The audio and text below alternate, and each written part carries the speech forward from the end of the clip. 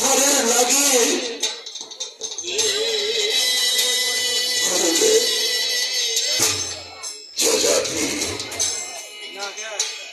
ঘরের লাগিয়ে বাবাকে ভাবতে হবে,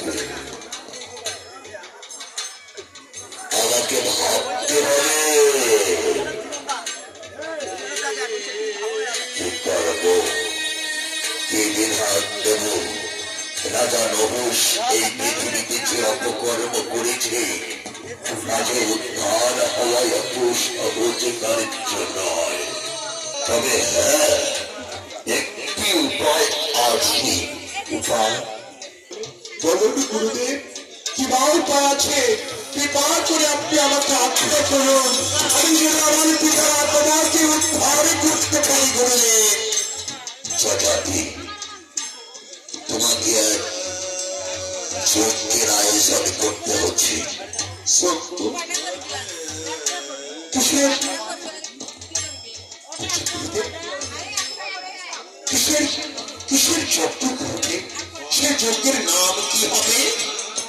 সে যজ্ঞ নরমেধ যজ্ঞ। আচ্ছা গুরুদেব, সে যজ্ঞে কি কি লাগবে গুরুদেব?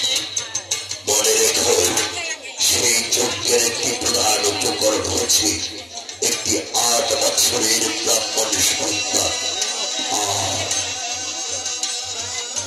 8 বছরের ব্রাহ্মণ সন্তান?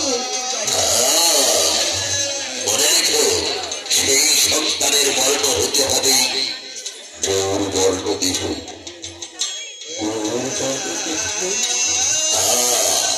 কৃষ্ণ ভক্ত বটে, কৃষ্ণ কৃষ্ণ ভক্ত বটে।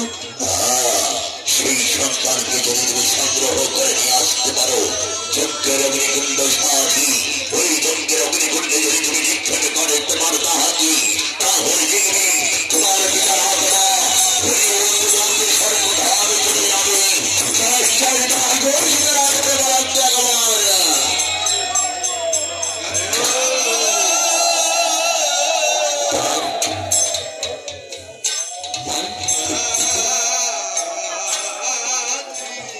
তাই হবে গুরুদেব।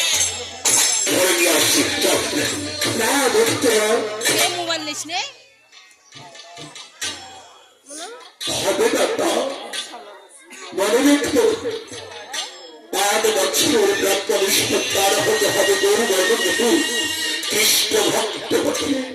এই সন্তানকে তোরা সংগ্রহ করে আনবে, রাজগ্রামে করে রাখবে। আমার আত্মা শুনে ধরে রাজকুশল হয়েছে বসে আমার স্বর্ণ অলঙ্কার হিরে অনুরোধ রাজতে কাঞ্চন রথকে পরিপূর্ণ করে স্তব্ধ করে বৈষ্ণী চান্দ্রে ভ্রমণে করে ফিরে পাবে 4 বছরের ব্রাহ্মণ আত্মাকে পুজো করতে চাই।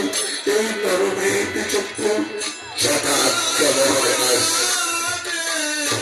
আপনার আজ্ঞা আমরা পালন করব।